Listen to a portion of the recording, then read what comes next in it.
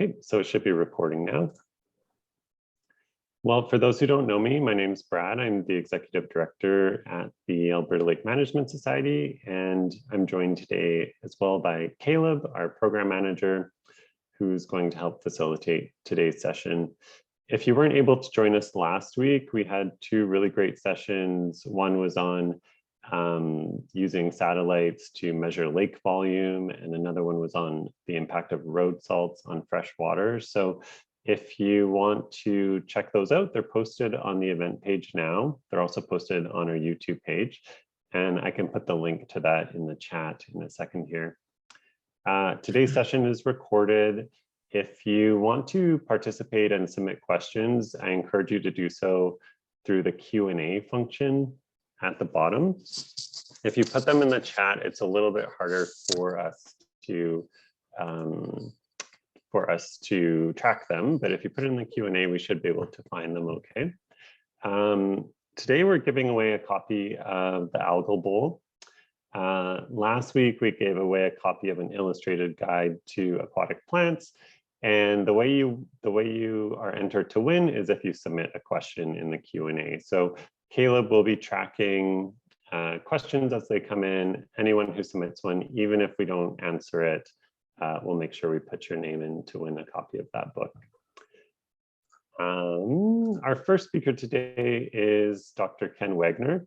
Dr. Wagner has been involved in lake management for 45 years and has run water resource services in Massachusetts for the last decade. He's the former president of NALMS, former editor of Lake and Reservoir Management, and has been increasingly involved in internal phosphorus floating projects over the past 20 years. I first met Dr. Wagner at our 2011 conference in Chestermere, which seems really fitting because that's just exactly 10 years ago. So I'm really happy to have you back. I always learn something new from your presentations. And yeah, I'm so glad you agreed to join us today. So I'll just pass it over to you and let you take it away from here. Okay, you'll be able to see the slides okay? Looks good. Up now? Great. All right, showing that gives something to work with. It's a pleasure to join you today. It's kind of fun. It's pretty easy when it's remote. I guess I do sort of wish I was there since I could keep going to all sorts of interesting places, but these aren't the best days to travel.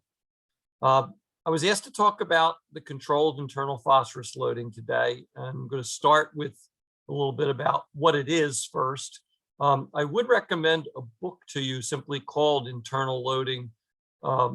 Steinman and Spears are the editors. It's a very good book. It only came out last year. We reviewed it for Lake and Reservoir Management. It's a very well done piece. It doesn't give you as much on the control as I would like to see, but it does a really good job explaining what it is and what the options are. So anyway, any discussion of internal loading in lakes really has to start with the watershed because that's where it comes from initially. The external load, is atmospheric, runoff from the watershed, groundwater, all the sources that are outside of the lake itself. And watershed management is typically job number one. I sometimes get a bad rap because I talk about internal management and people think I'm ignoring the watershed. The catch is there are limits to watershed management. If you look at that picture on the lower left, there is no best management practice we know of that can make the land on the right behave like the land on the left. When you develop land, things change, whether it's urban or agricultural, and it is not a net zero game. There's typically best management practices cut the loading in half, whereas development and agriculture bump the load up by an order of magnitude. So it's a losing proposition if too much of the watershed gets developed. So you're forced to move some of your controls into the lake.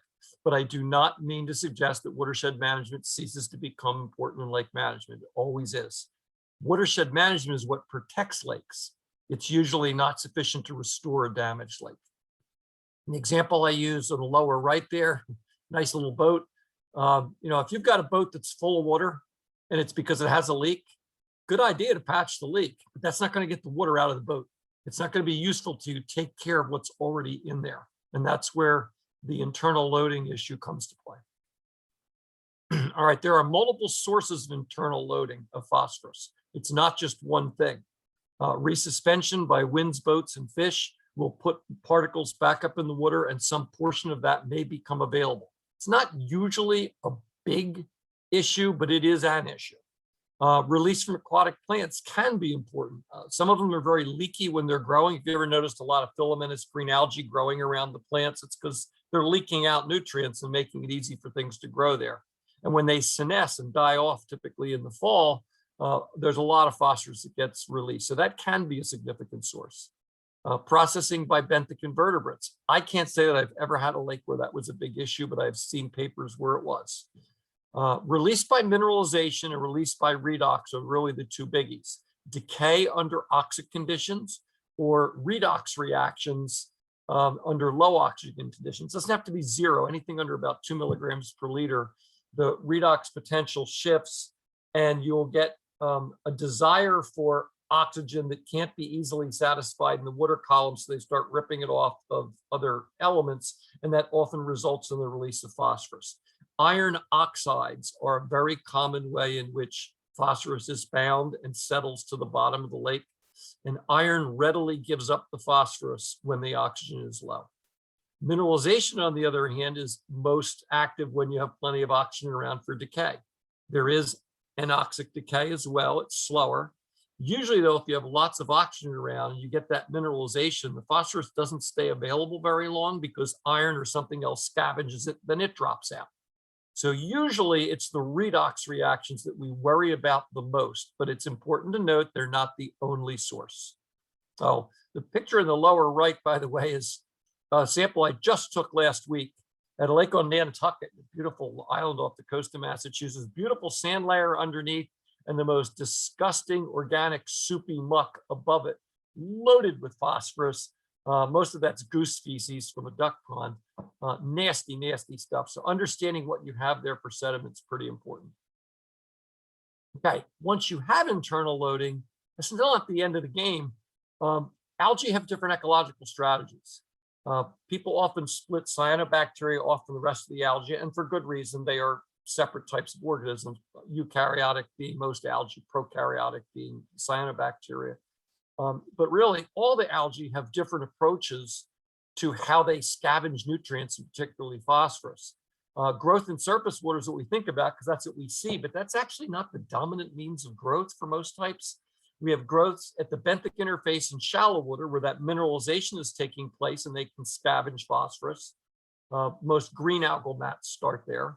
But growth at the benthic interface in deeper water. It can't be so deep that there's not light, but 15, 20, maybe even 30 feet in some lakes, you've got enough light to grow algae at the sediment water interface where it's probably anoxic. Even if the water above it has oxygen, the water below or the sediment below does not, and phosphorus is being released, and those algae can scavenge it right there.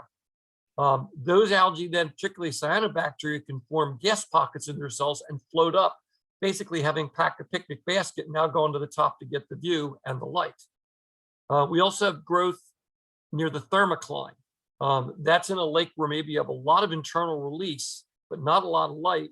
The light penetrates to the thermocline and algae can make their living right at that interface, getting just enough phosphorus from below and just enough light from above.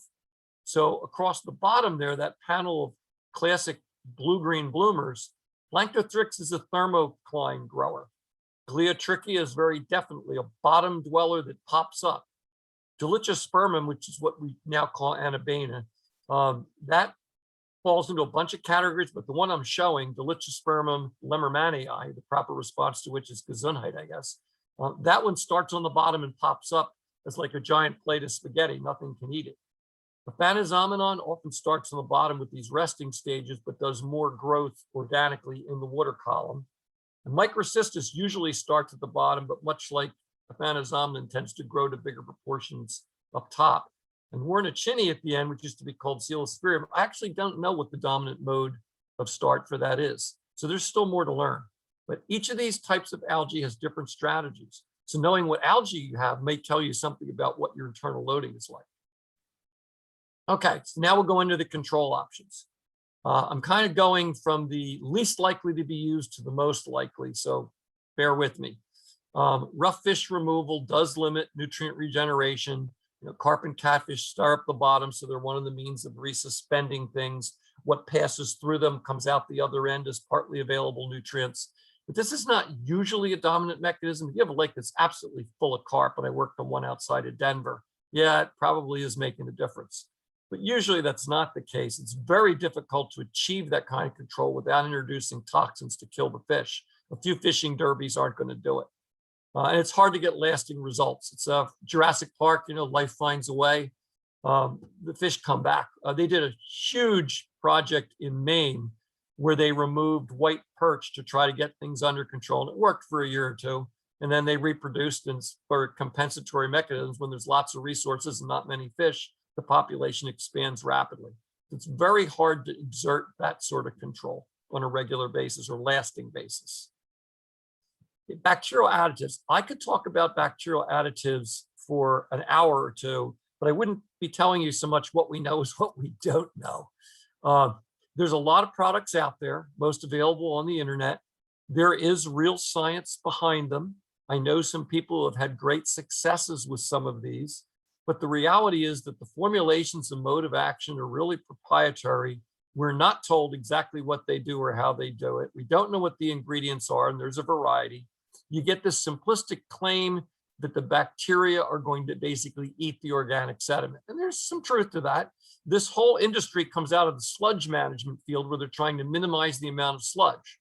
They're measuring stuff constantly, adjusting nutrient ratios, adjusting the bacteria that are present, whatever enzymes they're throwing in. And it's a real science operation. In a lake, you buy the product, you throw it in, you get what you get.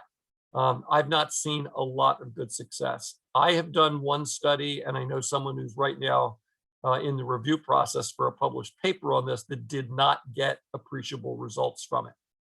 They're often paired with circulation because you do need oxygen to enhance that decay. Again, variable results, inadequate scientific documentation, but I have seen it work.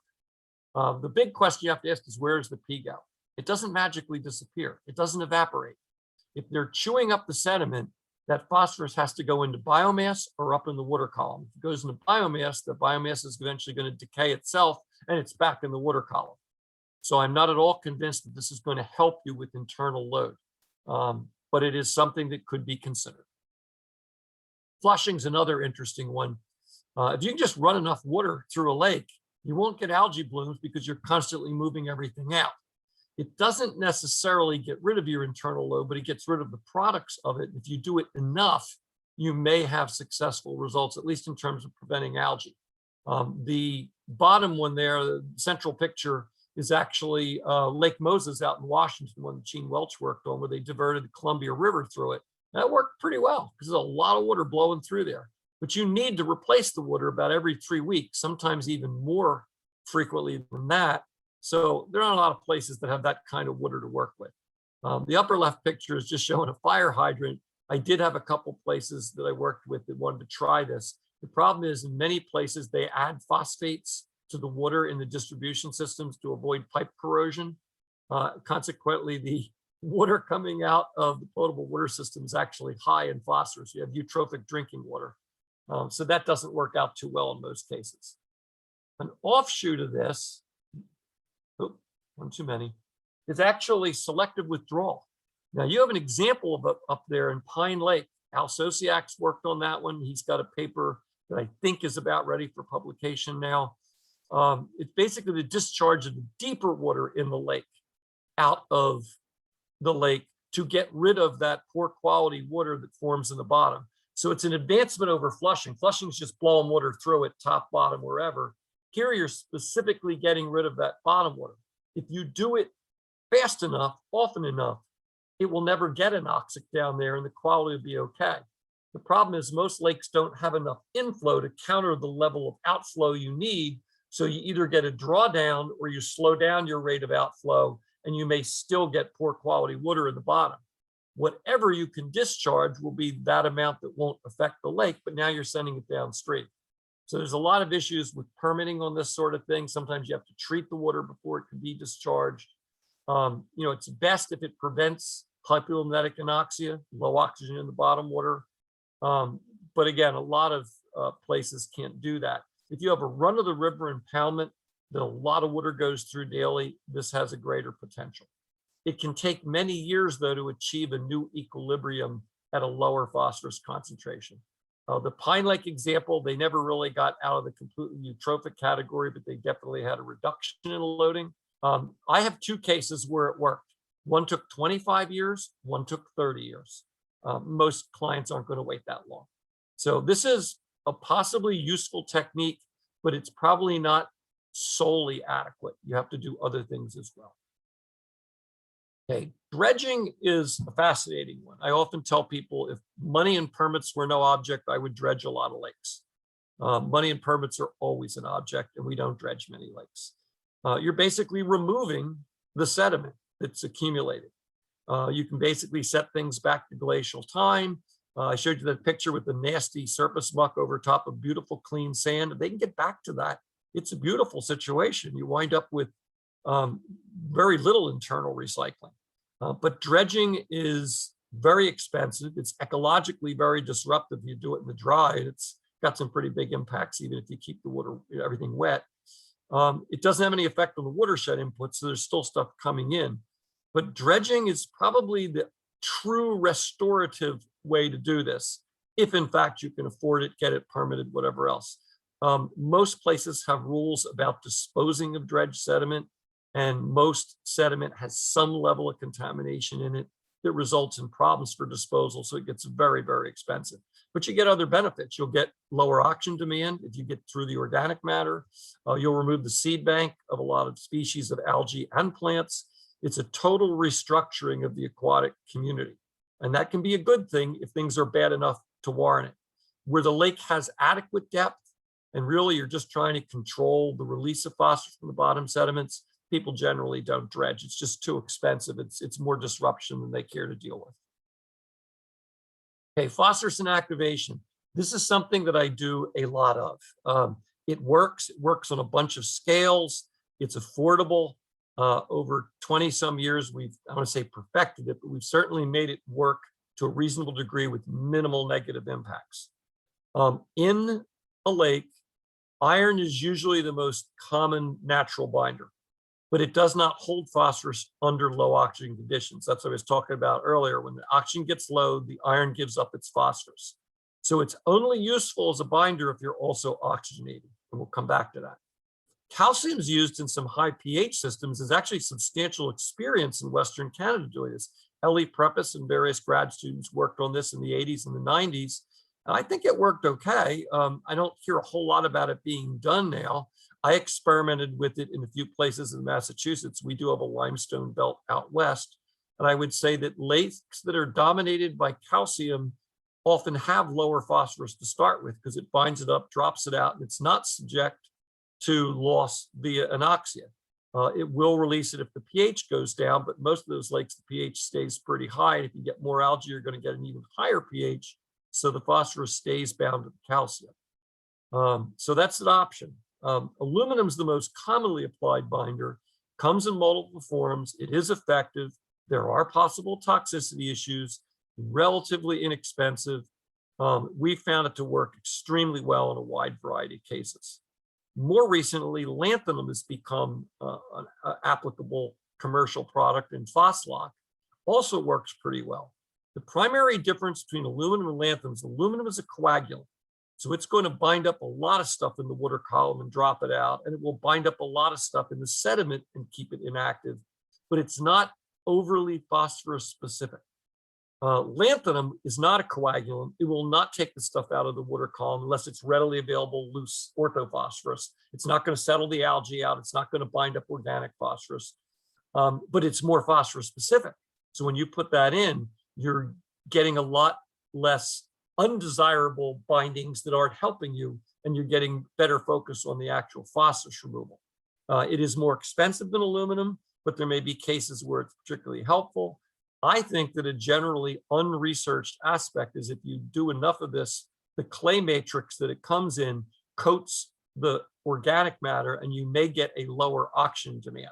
That seems to me to be particularly attractive, but I'm not aware of any studies that have documented that. And I know most of the doses just make thinnest film, so it may not be a real effect, but I think it has potential. You can use inactivators in the water column or for the available sediment phosphorus, and I'll show you some examples. The factors in planning phosphorus inactivation treatments, well, you need to understand the existing load, internal versus external. If your internal load is at least a quarter of the annual total, there's logic in going after it, because that quarter is going to all happen pretty much in the summer portion of the year. So it's going to be dominant for the portion of the year where it occurs.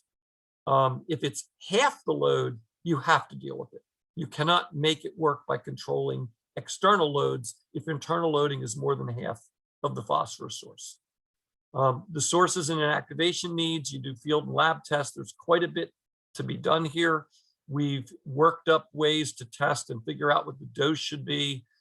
This has advanced greatly over the last 20 years. It's a pretty mature part of the science now. The system bathymetry and hydrology, how much water is going through it, what's the shape, what is the area you actually have to treat? There's a lot to know there. Potential water chemistry alteration. You can alter the pH by adding any of these chemicals, particularly aluminum compounds. And to try to keep the pH in the right range, we often have to add 2 aluminum compounds, one that makes it basic, one that makes it acidic, and get them at the right ratio to keep it the same. Again, completely doable, but in the early years, they killed a lot of fish because they didn't quite get that right. Potentially sensitive receptors, fish, zooplankton, macroinvertebrates, reptiles, amphibians, waterfowl, they all figure into it. If you do internal phosphorus inactivation, you're going to create some kind of layer of something on the bottom. In an anoxic zone, there's not going to be a whole lot you're killing that's a big deal. But yeah, you're going to kill lignear worms and certain chironomids. We have been forced to do studies what it does to mussels, but the mussels don't live where we're treating typically. And when we have treated them, the mussels didn't seem to care. One study didn't even find any behavioral changes, let alone mortality. So it's really not a big threat to mollusks. The accumulated residues are not usually a problem. If you're doing this a lot, you might build something up. I have only seen one system ever where there was a pretty strong accumulation of products. Usually you can't even tell that it was done a month or so after it was done. It goes right into the sediment and you don't get a buildup of sludge of any kind. All right, so examples. A higher dose sediment treatment. This is the first one I ever got involved with. It's been done twice because it lasted about 18 years. I actually predicted it would last 17 years based on what we were doing. It lasted 18, so I looked like I knew what I was talking about. I later figured out the model I was using was completely wrong, and it was just dumb luck. But 1995 treatment of Hamblin Pond, which is out on Cape Cod, Massachusetts, very poor Secchi disc going into it and a lot of blue-green blooms. We did the treatment. You can see it hopped up and looked very good for many years. These are mostly like quarterly measurements. And then it tailed off in in 2018. It was done in 1995. No, I'm sorry, 2013. And in 2014, it was pretty bad. So they jumped right back and did it again in 2015. Now, this treatment in 95 was 45 grams per square meter of aluminum over 80 acres of a 120-acre lake with a depth of 60 some feet, 18 meters or so. It was up there. The second treatment was more scientific. We had more ability to figure out what doses should be in different areas of the lake. The average was 50 grams per square meter, so pretty similar, but some places only got 30 and other areas got 70. And we got even better clarity after that. And I was just out there last week. Yeah, a week plus ago, last Friday, a week ago. And the water clarity was 7 meters at the end of summer with no blue-green. So this worked extremely well. This is my poster child for what a good aluminum treatment does. And that's about the right duration. You get maybe 20 years out of one of these. And then the replacement from the watershed, or more often, upward migration of uninactivated phosphorus is deeper in the sediment, will eventually cause you to go back to where you are. So it's still only a temporary solution. 20 years is pretty good. But you're not going to get indefinite improvement. All right, Long Pond, similar situation. One-time treatment, Not a very high dose. The maximum was 30 in this one, and some places got as little as 10 grams per square meter.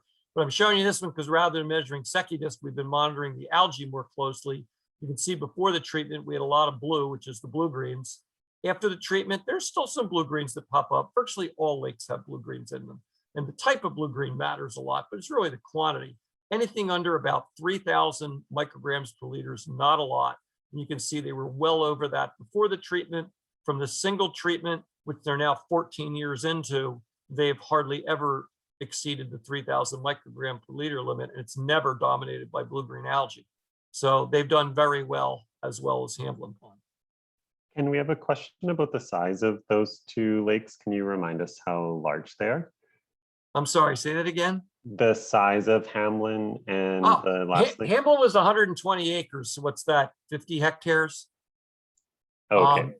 And Long Pond's 780, so 300 hectares. They're good size. They're not giant.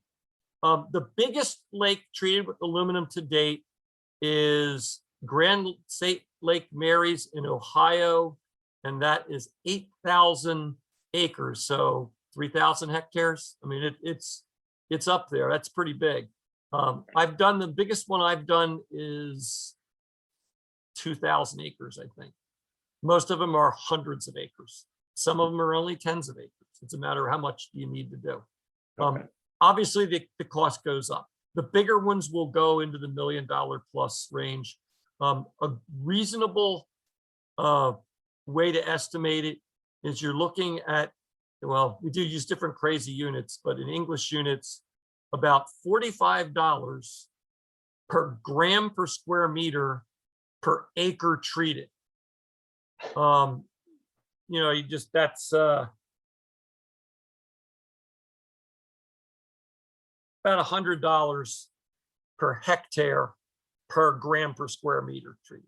So it's just a matter of figuring out what the dose is and what the areas you're going to treat. You can't give it just a number per acre because the dose will vary and the cost is, proportional to the dose. And you can say what a dose costs, but then you don't know what the area is until you figure that out. And generally, you treat the area that is has high phosphorus, which usually means organic muck, and is subject to anoxia or low oxygen, anything under 2 milligrams per liter. So that combination. Okay, thanks so much. We just had that question. That's come okay. in, And we'll have plenty of time for questions at the end. I'm not going to go a whole hour by any means. Okay, thanks. So the example here of using it in the water column is this Wood Pond, which is down in Connecticut. And there's a sister lake, Woodridge, that has the same sort of results. As you can see on the left side, even though this is a problem watershed with a lot of external loading, they still had every summer this increase. The flows would drop off to near nothing and the phosphorus would keep going up. So they were getting a lot of internal loading. I believe that most of this is actually oxic decay. This lake is only 6 foot deep maximum, average is 3.5 feet, a meter. It's shallow. So it doesn't have much of an oxygen problem. Once in a while, they'll have low oxygen and the fish are struggling, but usually it's super oxygenated because there's all this algae in it growing like crazy. We've been putting in 1 to 3 milligrams per liter once or twice per summer. And that's what the red lines are. And you can see that not only does it knock the phosphorus down, as the years have gone on, the actual magnitude of increase has been less. So it's like when we only did one treatment in this most recent year showed here in 2020, it still wasn't that bad. I mean, it definitely increased over the summer for a while, and then they did their treatment. But really, these are good. And the Secchi disc goes to the bottom. Of course, it'd take pretty bad conditions for it not to go to the bottom because it's so shallow. Of course, what it does mean is rooted plants grow like crazy. So then they come in and they treat it with herbicides to get rid of the rooted plants, and then algal mats grow. So I refer to this as aquatic whack-a-mole. This is not meant to be the ultimate solution. We need to work in the watershed in this lake for sure. The problem is the watershed is owned by multiple towns and the state government in Connecticut, and nobody's cooperating too much. Oddly enough, I started this project I was not involved in the pre-monitoring. I started in 2014 or 2015. Literally 2 days ago, I had the first on-site meeting for detention on a state property. So we're talking 7 years to get the right people to actually come out and play ball. It's atrocious, but that's the problem with watershed management. You guys that are doing watershed management know how difficult it is to get all the parties involved and do what you need to do. In-lake work is easier in that regard. So what we're really doing here is buying time to do the necessary watershed work. It does inactivate the sediment by sequential doses. It clears the water each time, getting rid of whatever just came in from the storms the month before. So it is not a philosophically very satisfying approach, but it is effective. Now I'm going to show you one that's cheating just because it completes the phosphorus inactivation thing. This isn't internal loading control at all. This is external load control and prevention of internal load development by treating the tributary. We have 2 tributaries in this urban lake, and we set up this treatment system. It's got this internal control boxes. We have a precipitation station mounted on this building over here, which has nothing to do with our treatment. And the precipitation station automatically triggers the pumps to run and the polyaluminum chloride, which is a pretty nice aluminum compound, to flow into the tributaries while it's raining and we're treating the stormwater inflows. And the simple, there's lots and lots of data for this one. This has been published in Lake and Reservoir Management, but before treatment, there's the kind of stuff we had with algae. And after treatment, you can see we've been in pretty good shape for quite a few years. It works very well. But again, it's not really internal load control. We're inactivating the stuff coming, and we're preventing internal load, but we're also cleaning up the stormwater in the watershed. And again, it's another case where watershed management is needed. It's being done here, but it's a slow process. It is a 20,000 acre watershed going into a 100-acre lake. It's a 200-to-1 ratio. All right, jumping over to oxidation and circulation. These are really 2 separate techniques with overlap.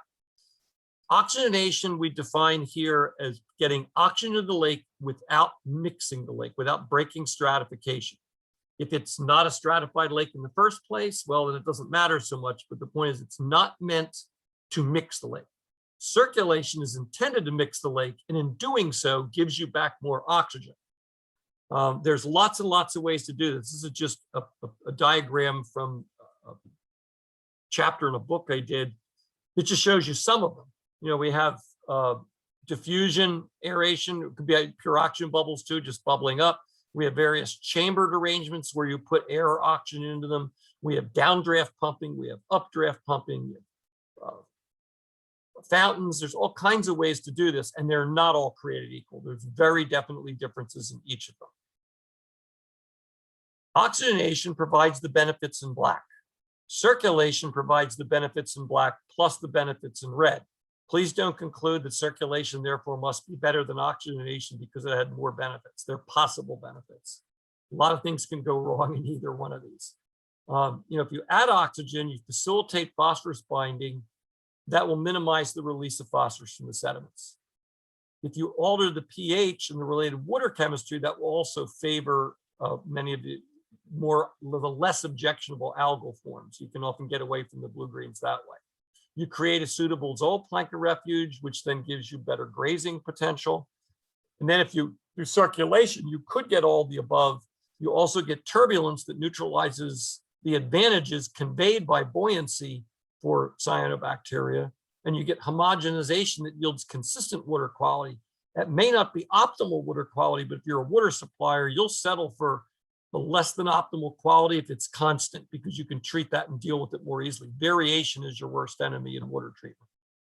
So these are all things to think about. Obviously, we're mostly focused on adding the oxygen, getting the phosphorus binding to minimize the internal loading, but there are other things to think about.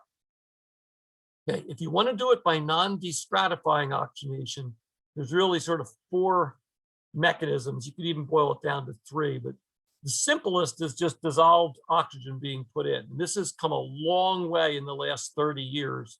People like Mark Mobley, Mobley Engineering have really advanced this stage. It isn't so much knowing what the oxygen does. We've known that for a long time. It's the material science that goes into distributing it, because oxygen just fries your equipment.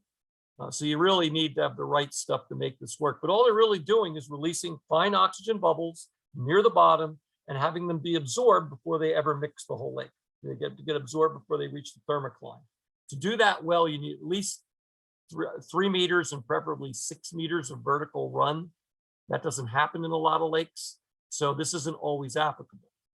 Alternatively, you can put in a chamber where they basically use air and it sucks the water up into it. The oxygen is transferred from the air to the water. It goes back down and goes back out where it came from. This can be effective. It is not efficient. Air only has, 21% oxygen in it. The rate of transfer is less than 3% per vertical meter traveled.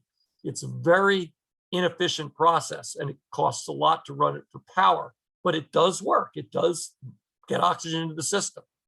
You want to be a little fancier, and this is, you could lump this with it, but it's basically a chamber into which is a species cone or downdraft bubble contactor, where you're putting pure oxygen in as bubbles and they want to go up, and you're pumping the water in, which is going down.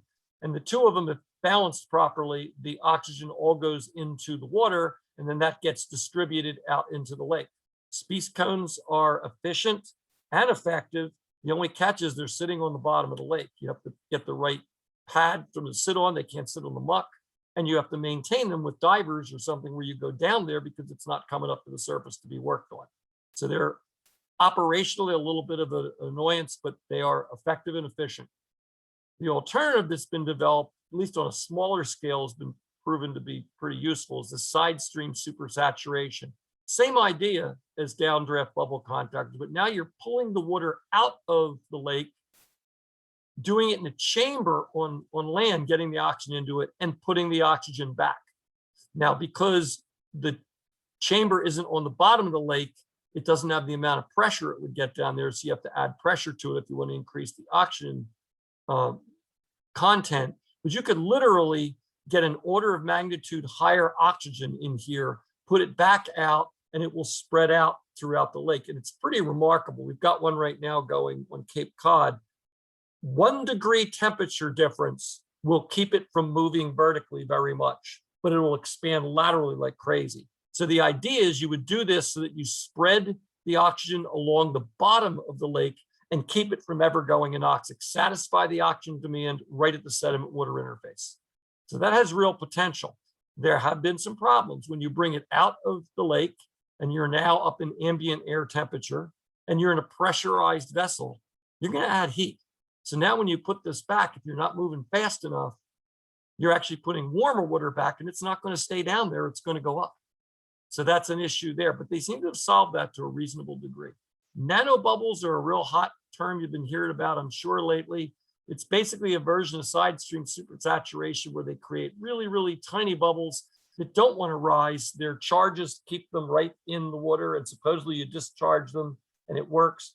I think they create the bubbles okay, but their transfer of oxygen into the bubbles has not been very efficient, and we've not achieved the results that I'd hoped we would achieve with these systems. I think it has potential. It's not ready for prime time in a system where you don't want to mix anything.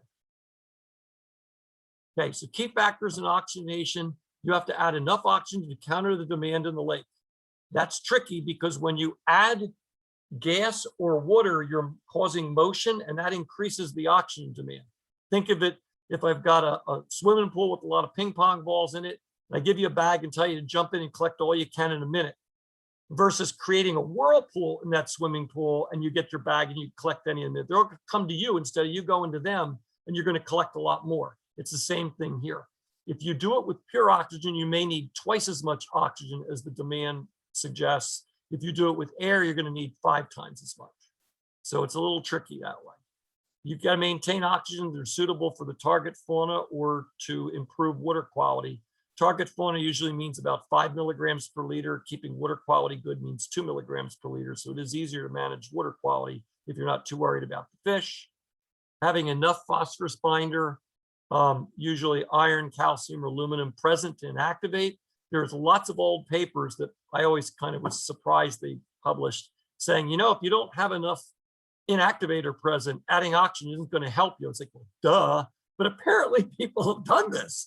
You know, you've got to know you've got enough binder present. If you have a strongly anoxic system that's been releasing iron and phosphorus, you'll get hydrogen sulfide also being formed. and the sulfur will scavenge the iron, permanently drop it out, so that when you finally get around to oxygenating, you might not have enough iron to make this work, and you may have to add iron. They do that in the Minneapolis-St. Paul water system, and it works very well. But they pointed out that if the oxygen system ever fails, there is a huge amount of iron-bound phosphorus sitting there waiting to be released. So they need reliability. Again, if not breaking stratification is part of the goal, this is a good way to go. If you don't mind mixing the whole lake, or the lake mixes anyway because it's shallow enough, you have three major ways to go. You can put in compressed air, which bubbles up and simply mixes it very nicely. Tried and proven technology, works pretty well. There's some downsides, but yeah, you can make this happen with enough power.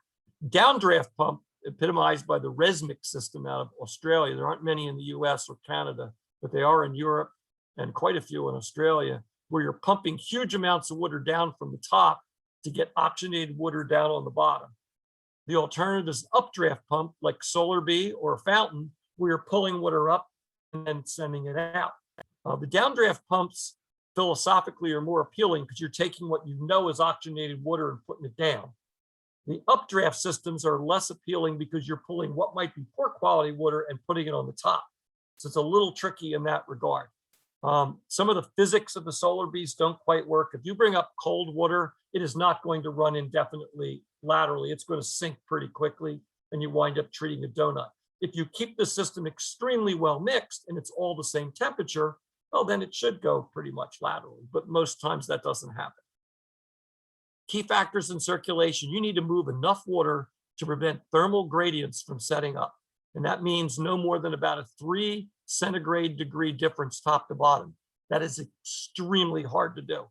A week of hot summer weather will blow away almost any circulation system. Nothing comes with the amount of power necessary because the capital cost will be astronomical and you only need it 5% of the time. So nobody does that. They just let the system fail and hope you get through those few weeks in summer. For air-driven systems, 1.3 cubic feet per meter per acre, cubic feet per minute per acre. For air systems, you could need more than 2 CFM per acre if it's a particularly problem system. You got to keep the water moving. You want to move or pump at least 20% of the target volume per day. So every 5 days, you've moved all the water, and it can't be the same 20% every day. So you need a good distribution system, and that runs into some money. The delivery of oxygen near the bottom while avoiding sediment resuspension is tricky. If you mix really well to the bottom, you're going to resuspend sediment. If you come up slightly above the bottom, now you can get an oxy at the sediment water interface, and you may still get algae able to use that. So there's some tricks there, and there's a lot of engineering that goes into it. Some of it works, some of it doesn't. If you really want to reduce algal biomass, you have to push the water down or get the mixing to 3 times the Secchi reading. Well, if your Secchi reading is 2 meters and the lake's only 5 meters deep, you don't have 3 times. So you're never going to totally get rid of algal biomass. The best you can hope for is shift the types of algae. And it is true that circulation systems generally do not favor cyanobacteria. They don't like being mixed. A few types do, but for the most part, you will get a shift away from cyanobacteria, but you're still going to have a green lake. It's just going to be something else. All right, so to summarize, in order of effectiveness, what really gets the job done? Dredging's #1, followed by phosphorus inactivation, oxidation, hypolymeric withdrawal, and anything else. Not to say that it will always be this order at a given lake or that that's what you should pick. Just in terms of effectiveness, this is what you can expect. Ordering by cost, unfortunately, lowest to highest, hypolymeric withdrawal is the cheapest, followed by inactivation, followed by oxidation, followed by dredging. The other methods don't have a level of success that really lets me say what the cost would be to get it done right. Interestingly enough, phosphorus inactivation, the capital cost of that is about the same as for oxygenation, but oxygenation, you've got an annual operational cost. Phosphorus inactivation, for a major sediment treatment, you do it once and you're done for 10 to 20 years. So that's why this one's less expensive. And dredging just blows them all away. It's not unusual to spend, tens of thousands of dollars per acre, per hectare of area. It's a huge cost. All right, I believe that is it. So I'd be happy to take any questions or comments or deal with whatever you like. Sure. So Caleb and I can help to field some questions to you. There's a question about, does lake pH impact the effectiveness of iron or aluminum on the effectiveness of treatment? Okay, a really high pH causes the stuff to precipitate out faster. So if you don't want to precipitate too fast if you're trying to do something in the water column, but in the sediment, it wouldn't matter. A really low pH will keep them in solution. So you can't use aluminum or iron at a pH of less than about 6. And again, that's your choice of chemical will matter. If I had a lake that had a pH of 5.5 and I wanted to treat it, I would use sodium aluminate, which raises the pH, and I would treat it very slowly at a low dose till I brought the pH up around 7. And then I would do a combination of sodium aluminate and aluminum sulfate, which makes it acidic, to keep the pH right there. And we have done this. More often it's the other way around. We get there and there's already a bloom going on and the pH is 9. If you just throw a whole bunch of aluminum in there, you're going to kill fish. So we would put in just aluminum sulfate, which makes it basic, at a concentration low enough not to cause any toxicity, but to drive the pH down over a day or two, and then go to our mix of the two. We don't mix them, we put them in sequentially or simultaneously, but not mixed. And that holds the pH where it's at. And that has worked extremely well. I had one in Vermont where the pH was 9 the day we showed up. It's like, oh man. All right, send the illuminate truck home. Let's just use the alum. Do this for a day or so. It got down to 7, and then we went from there. And that lake has performed remarkably well. They got it off their 303D list, which is the impaired waters list in the United States, and it worked very well. Okay, we have a question about, you had made a comment about Grand Lake St. Mary being the largest lake where there had been a treatment. The comment suggests that that treatment wasn't successful. Do you know about? Yeah, it depends on how you want to look at it. The recommendation was to treat 8,000 acres. They treated 4,000 acres. And the first time they did it, they only used half the dose. So they did 1/4 of the recommended treatment. They got improvement, but I don't think I would call it a success either. But that just tells you, okay, if I swim halfway across the English Channel, I haven't swum the English Channel. It's that simple. Yeah, and that one also has huge watershed issues. What they do in the lake is really kind of a stopgap. And the problem there is that if you make it better, because we don't have to do this in the watershed anymore, we'll just let it go. But no, there's some papers and stuff out about it, but you don't see too much because, yeah, they're not at the stage yet where they can say, well, we took care of that problem. But the stuff that is available showed they definitely got a reduction in their internal loading. It's just unfortunately in that lake, that's not the whole name of the game. Okay. Jackson has a question here. He says, thanks for the presentation. Do you know of an example where after a phosphorus inactivation treatment, after 10 to 20 years, that watershed efforts controlling external loading factors brought phosphorus levels and lake water quality to a point where no second treatment was actually needed? I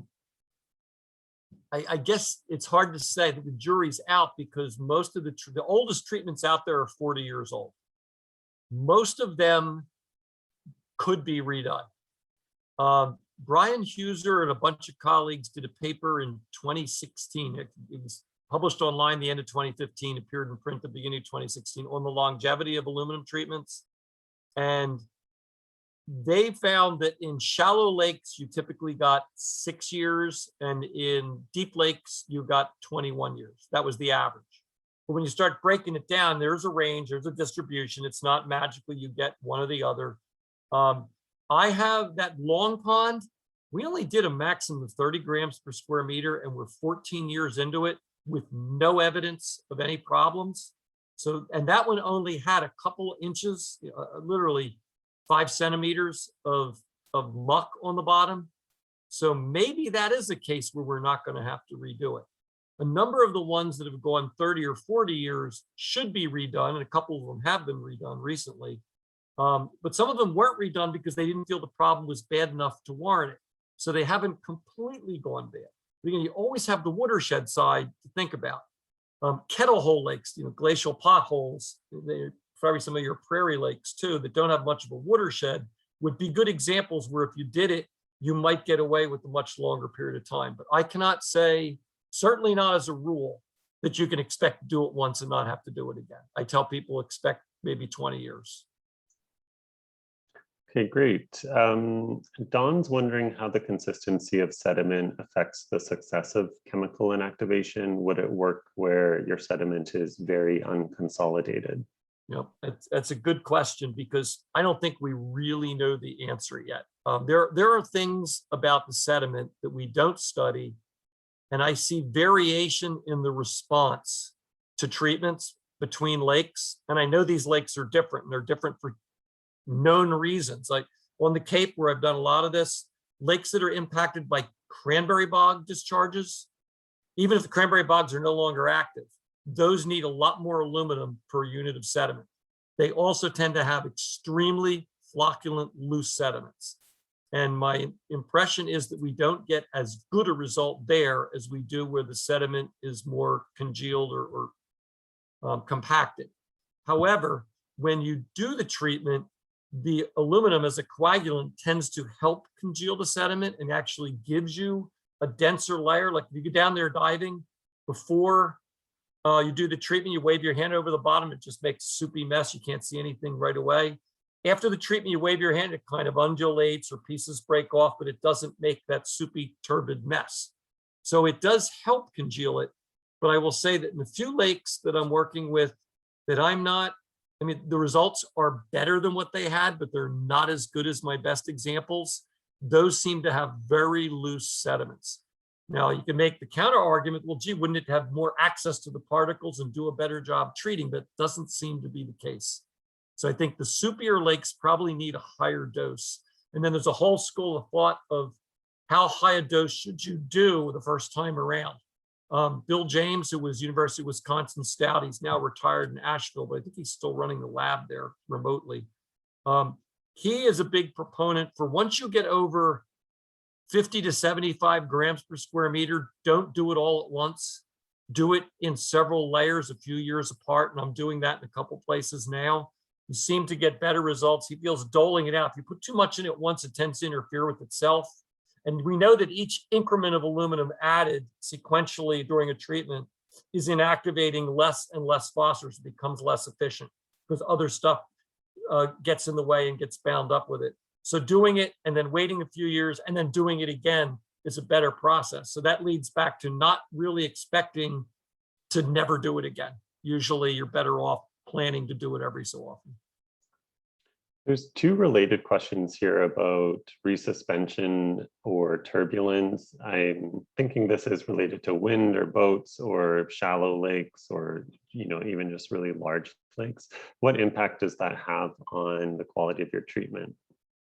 Well, if we're talking about phosphorus inactivation, once the phosphorus is inactivated, it tends to stay inactivated. So if the wind whips up a few particles and they settle back down, when they're up in that water column, that phosphorus isn't going anywhere. Shouldn't be an issue. And we have a few shallow treated lakes that work just fine. If it's so windy or boats are motoring, high horsepower in shallow water, and I'd say shallow water is less than 15 feet. There's virtually no impact at greater depths than 15 feet. That's been studied. Wake boats, all the crazy stuff that makes horrible waves on the shore does not impact the sediment 15 foot down. Less than 15 foot of water depth, yes, definite possibility. You're whipping through with a 100 horsepower engine and 1.5 meters of water. You may stir it up and now expose new area that was never inactivated. So that is a possibility. I have heard people use that as justification not to do a treatment. And it's usually pretty disingenuous. There are people that just don't want a chemical in their lake. And I'm fine with somebody not wanting a chemical in their lake. Just be upfront about it. Don't try to find some other reason, to hide behind. The shallow lakes that have been done have responded well. And most of the ones I know of have done better than the 6 years that Brian Huser predicted as an average. They've also had pretty high doses. Speaking of not wanting a metal in your lake, we have a question from an ecotoxicologist who's wondering about phosphorus binders that might be toxic metals. What considerations are put in place to ensure that the amounts added and the timing is appropriate? Yep, absolutely. And there's no question that aluminum can be a toxic metal. When it's added, in its state, it's undergoing hydrolysis, presumably a one-way hydrolysis reaction. When that is complete, it's pretty darned inert. I have never seen, heard, or read about a toxic influence from aluminum treated sediment. And the water industry has been doing this for years. However, while it's in there in its active stage, yes, it's possible. If you're in a lake that undergoes wild pH depression, someplace with very granitic soils that can get real serious acid rain, I think there is a risk. I mean, after all, the fish kills of the 70s, 60s, and 70s in the Adirondacks due to acid rain were nothing more than unregulated aluminum treatment.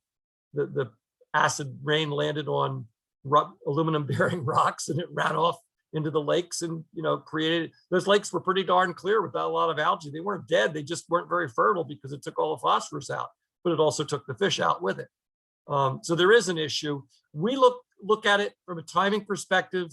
Most treatments get done in early spring.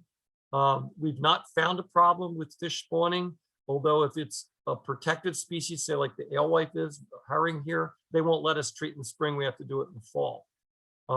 I find the spring treatments more effective than the fall treatments because in the fall, a lot of phosphorus has been released from the sediment, and the efficiency of binding is lower with lower phosphorus concentrations, which is what be in the water column versus what's packed in the sediment. Iron doesn't seem to have too much in the way of toxicity, neither does calcium. Lanthanum less than aluminum. So really most of the focus is on aluminum when they talk about toxicity in these things. And again, I can only speak from experience. We have not had a fish kill in 20 years since we figured out the right ratio and keeping pH between 6 and 8. I cannot say that we have not impacted year classes. I know that aluminum treatments have resulted in a depression of the growth rate of yellow perch, but that's because we smothered a bunch of chironomids and things on the bottom that they would have eaten when they hatched. There are negative impacts to every lake management thing. There is a trade-off to be had. On the whole, I don't know anybody that's had an aluminum treatment in their lake that thinks it wasn't worth doing. Most of them are absolutely thrilled with the results. Great. And maybe you'll just finish with this last question here about, have you been tracking these lakes over the winter as well? And does water clarity increase during the winter months? I'm sorry, say that one again. How does water quality change in the winter after treatments? Is there improved water clarity? Sure. Most lakes, because of the colder temperatures, there's less going on, and we tend to get clearer water. The algae drop out. If anything, they grow slowly. I have seen cyanobacteria blooms go right through the winter and under the ice even. So it's not a given. But if I had to bet on a lake unseen, I would expect it to be clearer in the winter than the summer. Now that said, if you get ice cover, like you certainly do up your way, there's now no oxygen moving other than what comes in from tributaries. And you can start to have a loss of oxygen at the bottom creeping up such that there is internal release going on in the winter. Because of the colder temperature, I've never found it to be even an order of magnitude less than what we get in the summer, but it does happen. And of course, in your prairie pothole lakes or shallow systems, you can literally lose all your oxygen and have a fish kill that way. So an aluminum treatment will reduce the algal production and minimize the rain of organic matter onto the bottom such that your oxygen demand goes down, but it will not eliminate oxygen demand. It will not get rid of the oxygen demand that's sitting there in the sediment. So as a result, you may still have winter kill issues because of low oxygen. Aluminum will knock down the oxygen demand. It won't get rid of it. And real numbers, lakes that I've worked on, some of them had literally 2.5 to 4.5 grams per square meter per day. That's a screaming oxygen demand. Anything over 0.5 gram per square meter per day could give you anoxia over time. The lakes that have been treated routinely drop to less than 1 gram per square meter per day. So they're not out of danger, but they're way better off than they were.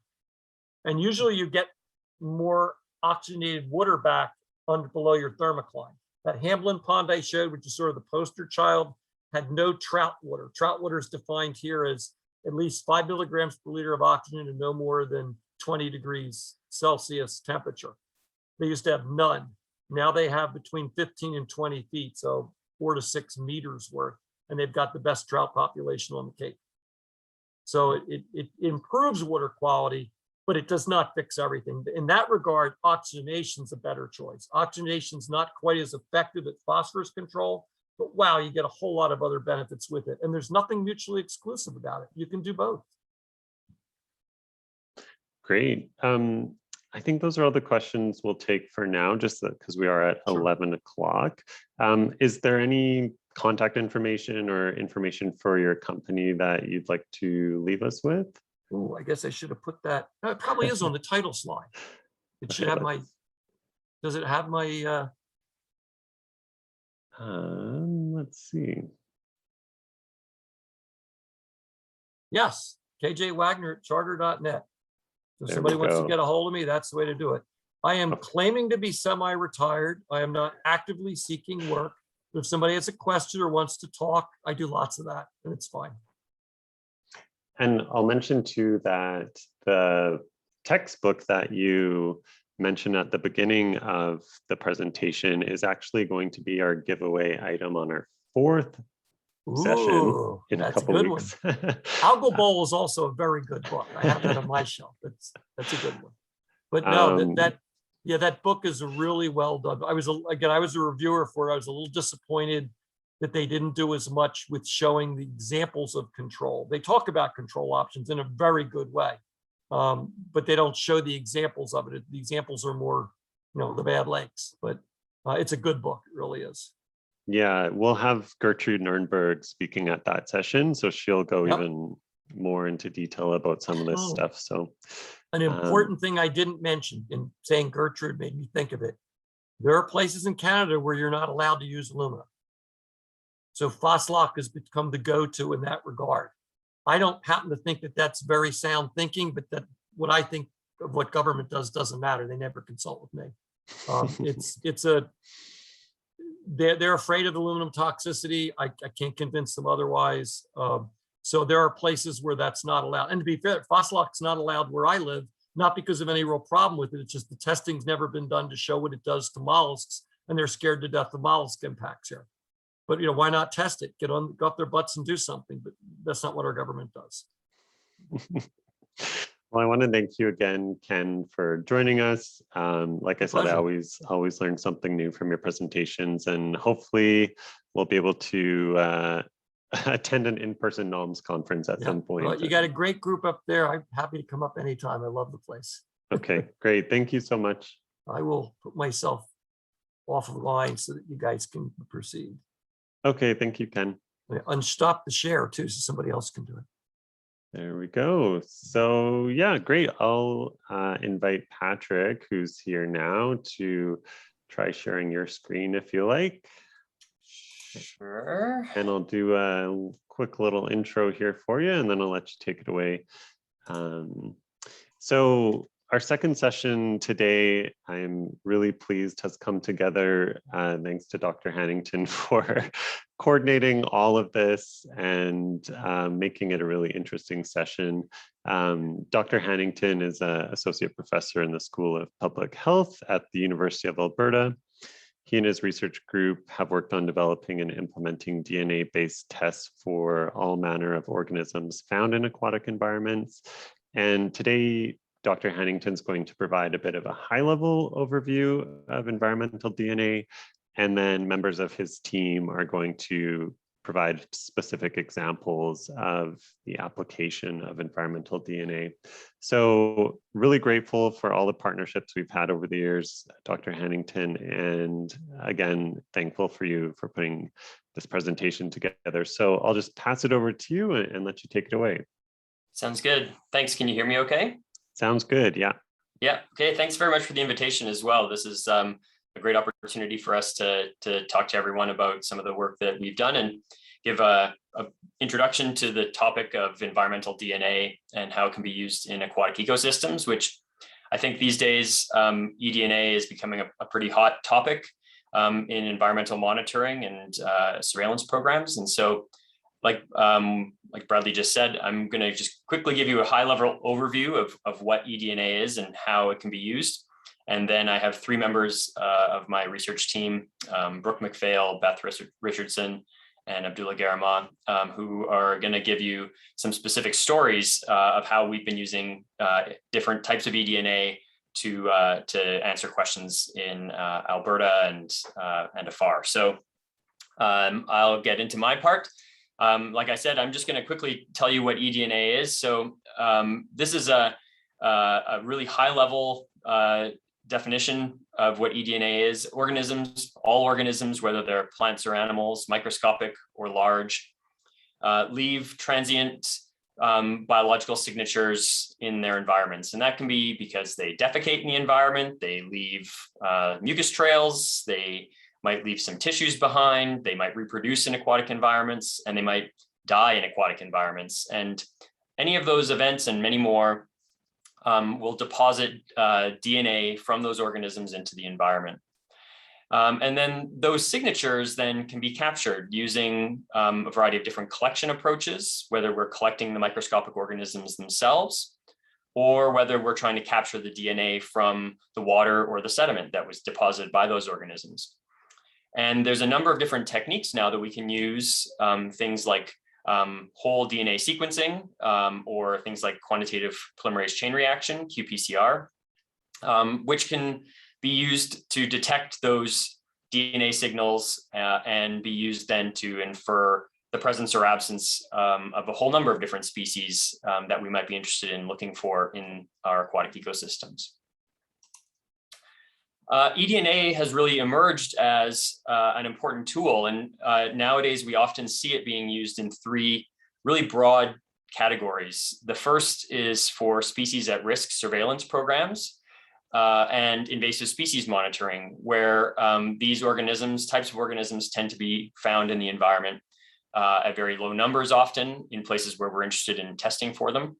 And so eDNA is a great way to supplement existing surveillance programs that actually look for these organisms visually by giving us a way to test for their DNA.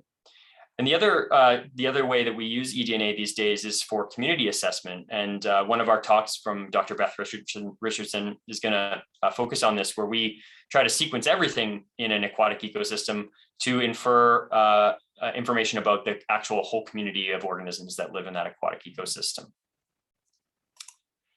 So really, the talks that you're going to see today focus on two main techniques. One is single species PCR, a quantitative PCR approach where we try to amplify a single target gene from a very complex mixture of DNA that gives us information about a target species. And so Brooke McPhail, a PhD student in my lab, is going to talk to you about using single species Qpcr to detect different species of parasites from water, where she's going to be talking about capturing the individual parasites from a water sample and then isolating the DNA from them. And Dr. Abdullah Gharamah is going to talk to you about a single species Qpcr project where we were trying to isolate DNA from water and sediment from lakes here in Alberta to detect an invasive species, the Chinese mystery snail.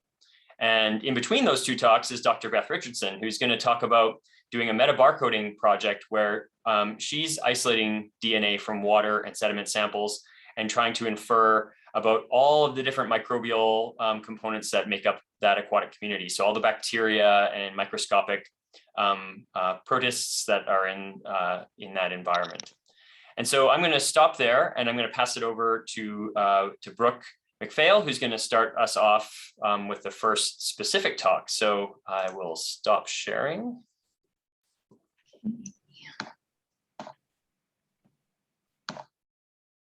Okay, can we see my slides okay?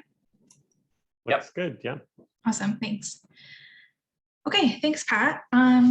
Yeah, like Patrick said, I work in his lab and I'm a PhD student, and my eDNA project is using molecular techniques to identify swimmer's itch causing parasites in the water.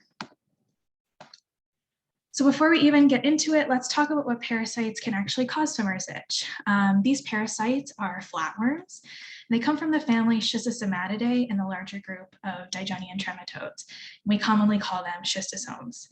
They have complex life cycles that involve two hosts. So parasite eggs get deposited in the water by this avian final host, And the eggs then hatch into Miracidia, which then go on to infect the snail host, known as the first intermediate host. And so within the snail, the parasite replicates asexually, and then we have these free-living larval stages known as Sarcariae that emerge from the snail host.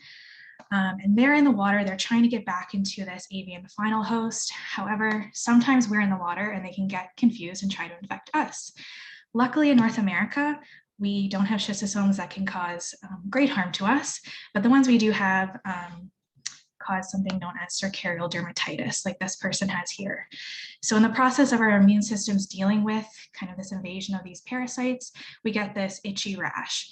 Certainly not life-threatening, but definitely not pleasant whatsoever. And in Alberta, we do have lakes where there have been reports of swimmer's itch. And you may have seen a posting like this one from Alberta Health Services, just warning you that if you do go in the water, you could develop swimmer's itch afterwards. In Michigan, however, the swimmer's itch issue is particularly bad, and our research in this area is what I'm going to focus on for the rest of my time today. So initially, this is what we thought was happening in Michigan. There was a main parasite called Trichobilharzia stagniculae that was being put through by this common merganser avian final host, and it was a very prevalent bird in the state. So they were releasing those parasite eggs into that water to get the life cycle going. And this scenario paints the common merganser as the main contributor of swimmer's itch causing parasites in the state. And it actually led to a merganser relocation initiative at several lakes because it's often been assumed that by removing this definitive host, we'll break the trematode life cycle, and then that will result in a decrease of swimmer's itch in the area. So with the removal of this bird from several lakes in the state, this created a really interesting study opportunity, and we decided to study it using the molecular tool Qpcr. So I know Pat just touched on this a little bit, but I'll just give a quick introduction. So the Q in Qpcr stands for quantitative, and this means it's a tool that's going to help us count or determine the number of a DNA sequence of interest from our sample. The PCR aspect is a bit more complicated. It stands for polymerase chain reaction, and at its core, it's a process that's going to help us amplify a target region of DNA so that we can work with it a bit more easily. So Qpcr works on a target DNA sequence of choice through the use of primers and a probe. So primers are these two parts here on either end in light green, and they're just short fragments of DNA that bind to our target DNA sequence. And then our probe here is going to bind in between them. And the probe contains a fluorescent dye. And so the occurrence of the fluorescent dye gets counted during the Qpcr process. And that tells us how much of our target sequence is in our sample. So then after we know that, we can do some complicated math to figure out how many Sarcarial stages from those that emerge from those snails were actually in our sample to begin with. And this is the basis for how we perform our swimmer's itch monitoring, both for Pan-Avian assays and species-specific assays, which I'm going to get into more in a second. So to begin the Qpcr process, we first have to collect water samples, and then they get brought back to the lab where we filter them and extract them. So basically, we just want to filter out any organic material, any organism in that water, and lyse open its cells and really get in there and get to its DNA. After this process is done, they're ready to undergo the Qpcr process. So we use two different types of tests to study swimmer's itch in Michigan. The first one we run on all of our samples is called the Pan-Avian Assay. And this tells us if there are any avian schistosomes present in the sample, but doesn't differentiate them any further. So basically it's a yes/no test. There are avian schistosomes in the sample or they're not. It doesn't tell us what species are in there though. So then on any positive result we get with that test, we test them using species-specific assays that have been designed for the species that we're interested in monitoring and quantifying in our quest to understand the swimmer's itch problem in Michigan. So this is a method that we've been using for several years and are continuing to use in Michigan. And you might be wondering, why would we use this eDNA method? Well, we're able to run many samples in a short amount of time, and it gives us a lot of information. It also simplifies our assessment process. So this way we can simply collect water samples. If we didn't use this method, we would have to use the snail collection method like we see here. So this can be quite cumbersome and time consuming. All of these plates here have snails in each of the wells. And we're doing this so we can check to see if they're infected with any trematodes. So in that trematode life cycle, the Sarcaria will emerge from the snails, and then we'll check each and every one of these wells to see if they're infected. So for example, like this snail is particularly infected. We don't even have to look under the microscope to see that this one is infected with a trematode. So by using the water samples instead of doing it this way, we're able to work on a much larger scope. If we went the snail collection route, we would actually have to collect upwards of 1 million snails to get the resolution that we can get by just going out and collecting some water. So now that we know about the how and the why, let's talk about what we've found so far. So remember a couple of minutes ago, I showed you this life cycle that depicted what we thought was happening in Michigan. Turns out it was actually a lot more complicated than that. There were several snail species that were being exploited by avian schistosomes, not just our Stegnicula marginata here. And there were also 3 final hosts in the area that were contributing. So the mallard and the Canada goose, in addition to that well-known common merganser. And they were being exploited by 6 other avian schistosomes besides Trichobilharzia stegniculae. So evidently mergansers were not the only contributors, and it was much more complex than a one bird, one snail, one parasite relationship. We did add a few of these parasites to our study at our lakes, but just for the interest of time today, I'm going to focus on Trichobilharzia stegniculae because I think that's a really interesting story. So we studied this parasite in a longitudinal species-specific study. We picked the lakes for our study based on their merganser status.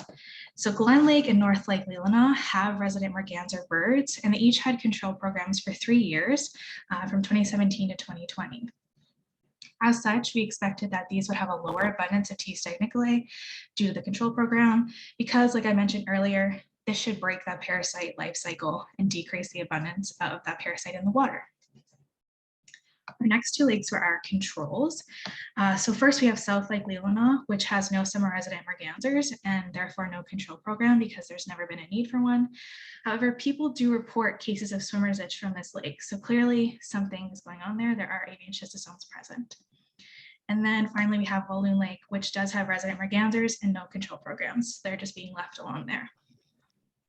And I just want to clarify, at lakes with merganser control efforts, they're removing the resident birds, but they're not stopping migratory birds from coming, landing in the water, pooping, contributing parasites. So they can't prevent that.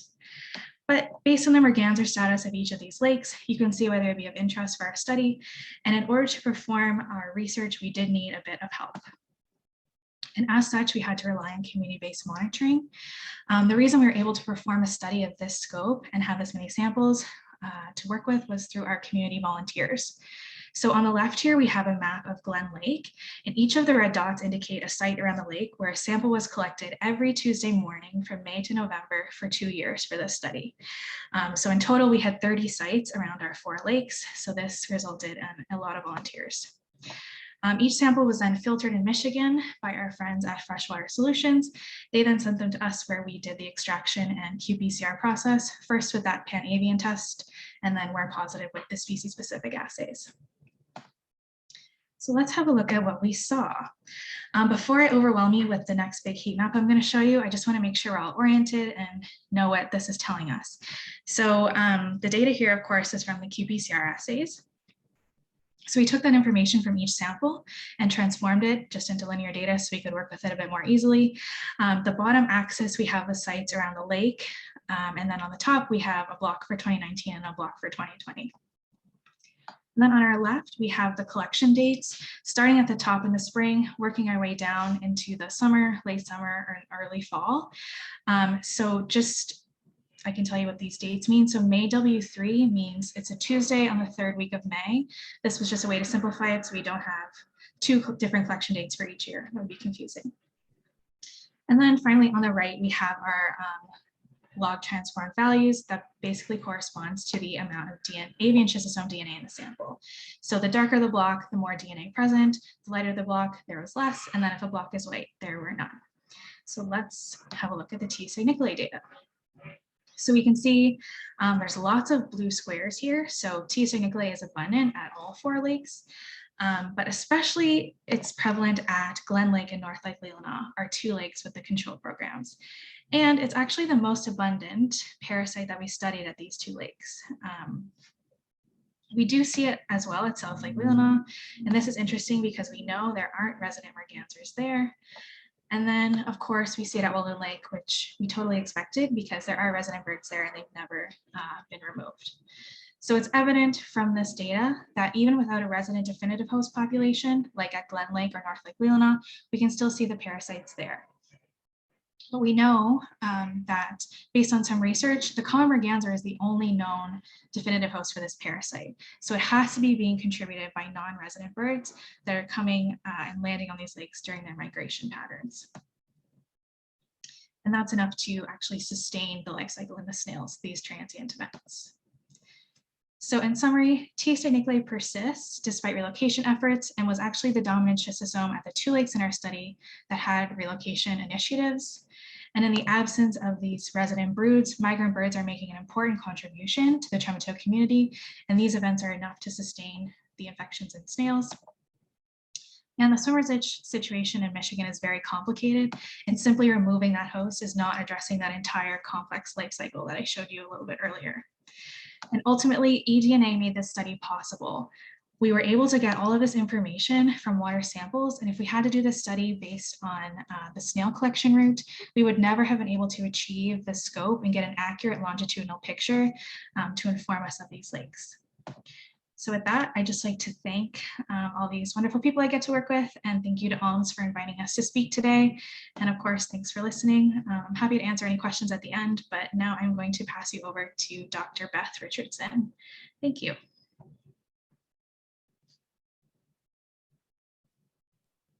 Thanks, Brooke. All right. Okay, can you all see my slides? Yeah, looks good, and we can hear you too. Okay, wonderful. Okay, thank you very much for inviting me to give this talk. I'm Beth Richardson. I'm a postdoc in Patrick's lab, and I'm going to be talking to you a little bit more about just generally the concepts of how we use eDNA monitoring in the context of N-pit lakes in the Athabasca oil sands region. So first of all, I just want to give you guys kind of an idea of the scale of both the size of the Athabasca oil sands region and the disturbance within it. So this is kind of, I usually give this talk to a more international audience. So what we've got here is a zoom in of the area of northern Alberta that contains bituminous sands under the soil. So obviously all of you guys are very aware of this, the fact that Alberta has these oil sands deposits in the north that are exploited for bitumen resources. And what you can see there in the small red square is the area that is specifically found to, that is specifically associated with high levels of disturbance, where the open pit mines are, so there's a lot of soil movement, and also where a lot of the waste products are stored. So it looks like a very small percentage of the entire bituminous sand region in this scale. But if we map this onto a different area of land that I at least am more familiar with, that is my home country of England and the neighbouring country of Wales, we can see that the bituminous sand deposit actually covers an area about the size of England and Wales combined. And the area that is directly affected by waste storage and open pit mining is roughly the size of Greater London, which is obviously a city of 10 million people. So this is an issue that affects a very large area of land and is a huge part of the watersheds of northern Alberta. And the part of this process that I'm particularly interested in are mine tailings. Now, this is the liquid waste of the mining process. So oil sands mining and bitumen extraction produces many different kinds of waste, and this is the stuff that appears when the bitumen is washed off the sand. So you dig oil sands out of the ground, you end up with a big dump truck full of a combination of oil and rock and sand and silt, and that bitumen is separated from the rock by washing with water filled with detergents. So that's great, that separates the oil and it separates the solid waste material, which can then be, is actually fairly simple to reclaim because it can just be buried under a layer of earth. But this liquid waste material is a much more complex substance to work with because it contains water, it contains clays, it contains residual bitumen, it can contain heavy metals and other byproducts of the mining process. And as you can see here, so these are some examples of the sorts of samples that we get from tailings ponds and tailings undergoing early stages of reclamation. So the ones on the left are just kind of the raw state that it comes into the lab, and the samples on the right have been put in a centrifuge for a few minutes. And what you can see there is you can see the residual water. You can see that there's actually quite a substantial hydrocarbon component, and you can see the sediment separating out. So this is the material that I work with to study the microbial communities of these reclamation sites. And so from a reclamation perspective, the current system that has been developed to, over time, reclaim these liquid tailings back into a state that can be returned to the environment.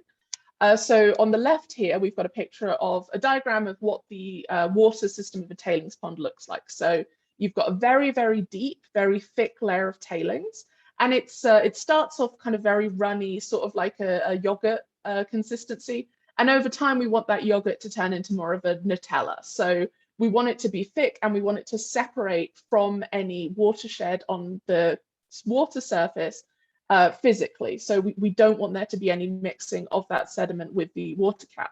Now, in the context of a tailings pond, that water is recycled for the extraction process, and they've actually got quite an efficient system of recycling. So 90% of the water that is used in the oil sands washing process has been previously used before. So that's what we've got going on in an active tailings pond. The water is settling out of the sediment, it's forming this water cap, and then that mature tailings is kind of forming this compressed layer. And this is stored under no release to the environment, which is great for when you're recycling the water, but isn't super great for a long-term perspective. So we want to kind of get a system that's more similar to this freshwater lake on the right, where the water is moving into the lake by precipitation or by water runoff, and is able to return to the environment. So in the context of an end-pit lake, early in the stages of an end-pit lake development, you're dropping all of this tailings, which is kind of pretty stirred up by the moving process, but all of these tailings are being moved into these big pits that are often former mine sites, and the tailings begin to settle over time. And what distinguishes an end pit lake from an active tailings pond is they're actually capped with fresh water rather than water from the oil sands tailings process. So you do still have some water settling out from the sediment, and that can happen. Various companies use different methods to dewater the tailings before they're added to the end pit lake. But there's still some amount of gases and waters that are coming out of those tailings for quite some time in the early stages of reclamation.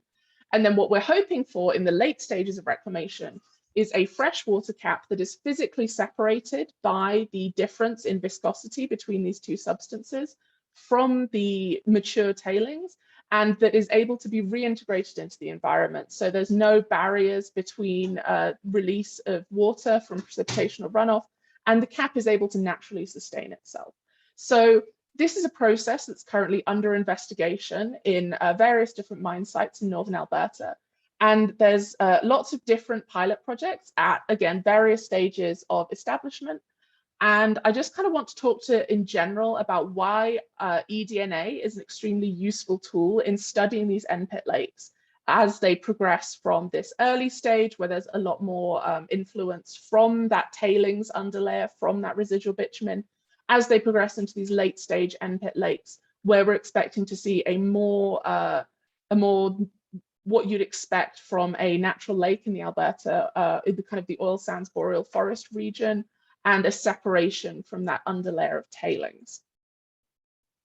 So the reasons that we use eDNA for these studies, early in reclamation, as you can see from the tailing samples I showed you, it's a very challenging environment, particularly for meso and macrofauna. So you're not going to get any fish in an early stage end pit lake that has still got quite a high level of turbidity from tailings, one that's kind of still very, very early in that reclamation process. So that's why, I mean, I'm biased because I am a microbiologist, but that's one of the reasons why microorganisms are such a useful early indicator of reclamation success, or kind of like looking at the sorts of environments that you've got going on.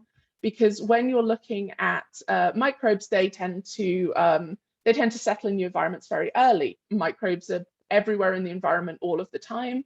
And so it means that it's very easy to get a population of microbes established very quickly in an environment. So we can start studying the biodiversity of these environments pretty much from day one. That means all of these technologies that are being tested by various different oil companies as markers of reclamation. So they all have different methods of consolidating tailings, different additives that they think might potentially improve the water quality more quickly. It's much quicker to determine if these new processes are working if we use an eDNA strategy, because then we don't have to wait for various macrofauna or mesofauna communities to become established. It's also easier to identify novel or divergent organisms. So obviously, not just tailings ponds, but kind of bituminous regions, the Athabasca oil sands region in general, really lends itself to the identification of organisms that are involved in hydrocarbon degradation, because that's a huge food source for them in the region. So this diagram on the right here is a sample from a previous paper of mine where we looked at the distribution of Sarcarial, which are a particular type of protist organism that you find in all sorts of environments. And this was a sample taken from a tailings pond in the early stages of, or an end-pit lake in the early stages of reclamation. And what I kind of want to draw your attention to is the black bars on the sides of some of these OTU labeled sequences here. And the OTU sequences are the ones that we pulled out of the end-pit lake, and the sequences that are not OTU sequences are the ones that are from various comparative databases. And the sequences with the black bars next to them are sequences that when you look at the distribution based on the DNA sequences, so that's kind of what we do in this tree, we separate things into species level diversity based on their DNA. We actually find that quite a significant percentage of these OTUs are more similar to other things that we have found in end-pit lake environments than they are to anything else that's found in any reference database. So there's clearly a lot of potential for discovering novel organisms or organisms that are highly divergent from what we would expect their lifestyle to be in these environments, either associated with bituminous sands out like in the Athabasca oil sands region or in end-pit lakes themselves. So that's something that we can't really do if we've already decided what we're going and looking for. But by using an eDNA approach, we're able to look at the whole community of organisms and figure out whether any of them are potentially novel to this environment. And because we're looking at this whole environment, we've also got more potential to discover indicator species. So many species that are potentially indicators in this environment aren't already known, because the science of end-pit lakes is very early in development in terms of what they look like downstream. The earliest full-scale end-pit lake was developed in about 2012. And so this is just a very quick example of the sorts of data that we're able to get from an eDNA approach, even in year one of a newly constructed pit lake community. So these samples were taken from the summer after a new end-pit lake was established. And we can already see that we're able to get quite a lot of information from an eDNA approach on the entire bacterial community in the region. And also we're starting to see separation, if you look at the left-hand diagram, based on various aspects of that community. So we're able to see separation based on whether we're looking at the sediment or the water cap, the freshwater cap on the end-pit lake. And we're also able to see separation based on whether it's taken from deep sediment, whether it's taken from shallow sediment near the edge of the lake. So we're able to get quite high resolution ecological information on these end-pit lakes using an eDNA approach that we might not be able to get using a conventional method, because of how early this end-pit lake is in reclamation, and there's still quite a lot of challenges for the sorts of organisms that you would expect to find in a freshwater lake in Alberta over time. So the sorts of questions that we're going to be addressing with eDNA in the context of end-pit lakes in the future, we're looking at what's the diversity of the bacterial, protist, and algal communities, and all of these are studied using different ribosomal markers. So these are kind of meta-barcoding markers. What genes are expressed, so we can use a metagenomic or a transcriptomic approach to try and figure out what sort of functional genes are expressed, whether we see a high concentration of, for example, hydrocarbon degrading or methane degrading genes from the bacteria in these regions. and get an idea of the sorts of functional chemical changes that we're expecting to see in these tailings as we progress from early stage to late stage end-pit lakes? And are we able to identify any organisms that are novel or specifically adapted to a hydrocarbon-based environment?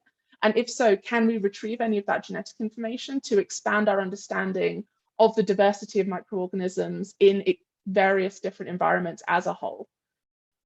So yeah, watch this space. Hopefully I'll be able to, we've just started this project, but these are questions that I hope to be answering over the next couple of years. And thank you so much for listening. And I'm handing over, I believe, to Abdullah. Thanks, that was great. Yeah, Dr. Gharamah, if you want to share your screen. Yeah, I'm going to share now. Okay, and we can hear you. Sounds great. You can take it away.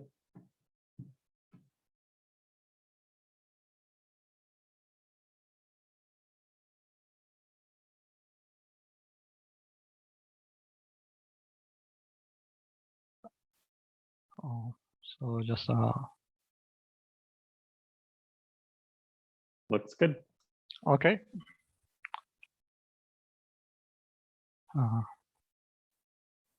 Okay. Hi everyone, and thank you for inviting me to this talk. I am Abdullah Gharamah. I am a postdoctoral fellow in the School of Public Health in Prof. Patrick Hanington Lab. And I'm going today to talk about using environmental DNA to track the invasive Chinese mystery snail in Alberta. And also I'm going to tell you why this snail is a problem and why we are using the environmental DNA and why it's better than using the traditional methods in tracking this invasive species. So the Chinese mystery snail goes by many scientific names like Cibango ballodina chinensis and Pillamaya chinensis. And this snail is native to Eastern Asia and first appeared in North America in 1890s in San Francisco.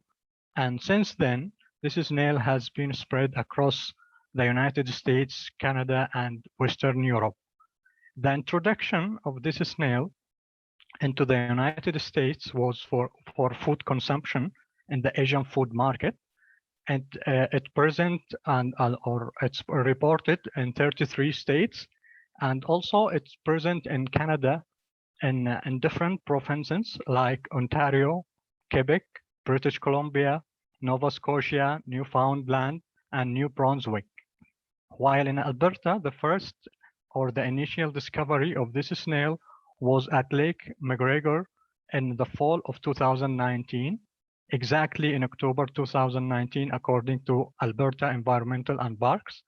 But since 2015, this snail has been listed under the Alberta Fisheries Act as a prohibited species. Although this snail was declared by Alberta as an invasive species, but still there is a lack in the published data about this snail in Canada. So this study was designed to use eDNA to track this snail, which can help in containing the problem in an early stage. So why this snail is a problem? So the Chinese mystery snail has several impacts on the ecosystem and human. This snail can impact the growth and abundance of native snail species, and it can cause declines in the growth and abundance of the native snail species through competition for food and habitat. And also the feeding habit of this snail was found to reduce the algal biomass and the algal species composition and increase the nitrogen phosphorus ratio in the water column. And also the dead and decaying snails can form large windrows on lake shore, which can affect the ecosystem and also can affect other aquatic native species. Also, the shells of this snail can clog the water intake pipes, which will inhibit the flow of water. This will inhibit the flow of water. And also this snail is a possible host for parasites and diseases, and it's a host of several helminth parasites in native Asia, which can affect the human. So this snail may serve as a vector for parasites and diseases, including the human intestinal flukes, as found in Korea. So this snail also is good at being invasive because this snail is a relatively large snail and it can reach high densities of up to 40 per square meter. So normally this snail is like 40 millimeters in shell height and 30 millimeters in shell width. And also it also can reach 60 millimeter in height and 40 millimeter in width. And the female of this snail can produce large broods of live youngs, more than 100 offsprings per female per year. In North America, a single female snail can produce between 27 and 33 young per year. The reproduction may occur more than once within a single year, and the female snails live for up to 5 years and are reproductive after 6 to 12 months. So the large size of these snails and the presence of a protective operculum make this snail more resistant to predation than other native snail species. So when a population established, the population of these snails can establish rapidly within new water bodies. And as you can see here, that at 20 millimeter shell length, the Chinese mystery snail can begin to reproduce. And we predict that the Chinese mystery snail in Lake McGregor require 1 year before producing young. So how we can control these snails? So the Chinese mystery snails are adaptable to a variety of environmental conditions. So once the population is established, it's very difficult to control these snails because it's the resistance to a number of management techniques like heat, desiccation, pH, salinity, and even chemical treatments. So it's clear that this snail or the population of this snail, once it's established, is difficult to control. And management should focus on preventing the additional spread or introduction of this snail. So it's very important to find a rapid diagnostic tool to track this snail in an early stage. So and as we know, the traditional methods like regular sampling and morphology require intensive personnel efforts, and this can increase the cost. While using eDNA and Qpcr assays is more sensitive, more specific, and faster, and can identify a single species within a short time. So in this study, and because of the large size of this snail and it's different, it's larger than other native snail species and has different structures, it was easy to design an eDNA-based test to detect this snail, and it was easy to find a DNA sequence which is specific for these snails. So the results of this study shows that this test is specific for the Chinese mystery snail when tested against other native snail species or closely related species. And also this test showed high sensitivity to the Chinese mystery snails, where it was able to detect as low as 1.69 DNA copies of the Chinese mystery snail. The results also showed that all the sampling sites at the north part of the lake were positive, while the sampling sites in the middle and the south part of the lake were negative.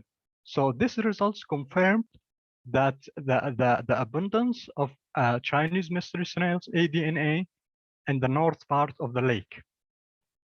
Also, the results showed that the sediment samples is better than the water samples in detecting the Chinese mystery snail, where the highest number of DNA copies were observed in the sediment samples at 9 and 9.4 meter depth.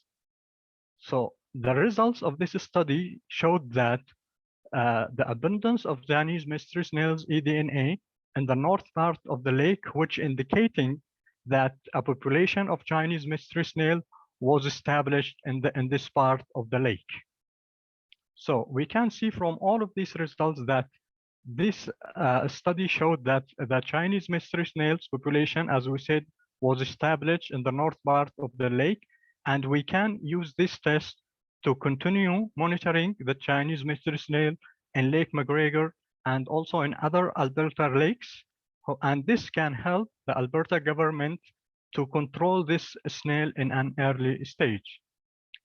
Also, we have to keep in mind that the eDNA testing doesn't detect the snails directly, and the visual confirmation is valuable. As a summary of this study, we can see that number one, the Chinese mystery snail invasion marks the first report of this species in Alberta.